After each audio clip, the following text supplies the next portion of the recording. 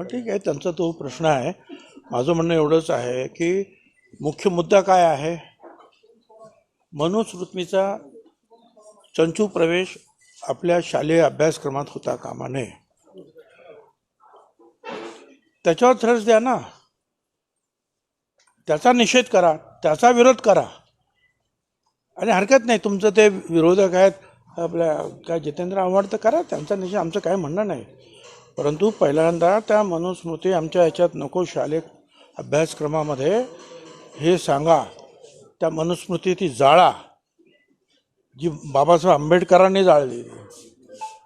मग ठीक आहे, फक्त विरोधासाठी विरोध नाही. आमची जी आयडिओलॉजी आहे फुले शाहू आंबेडकरांची, मनुस्मृतीच्या विरुद्ध उभं राहणं, आणि त्याच्यासाठी जो जो उभा राहील त्याच्या हातून एखादी चूक झाली तर आम्ही सांगतो झाली चूक.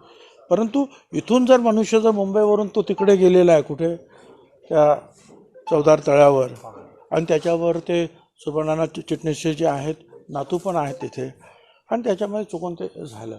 परंतु त्यांच्या पाठीमागे भावना होते की मनुस्मृती ही जाळणे आहे. ठीक आहे, चुकलं, आणखीन काय त्यांना काय करायची शिक्षा कर, माझं काय म्हणणं नाही.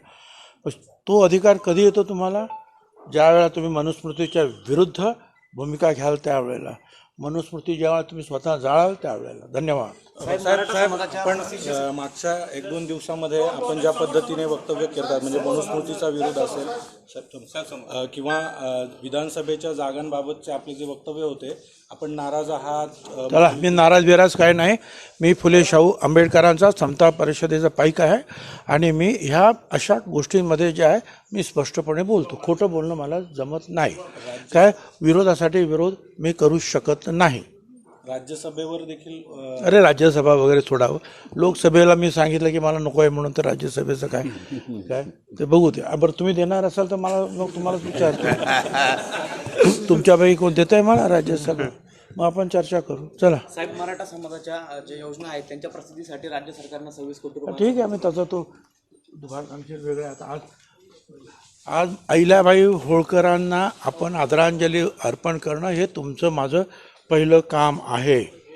आणि हे मी तुम्हाला सांगतो, त्या मनुस्मृतीत असं लिहिलेलं आहे की स्त्रियांना कुठलाच अधिकार नाही, तो शिक्षणाचा तर नाहीच, मग तो उच्चवर्णीय जरी महिला असेल त्याला सुद्धा शिक्षणाचा अधिकार नाही.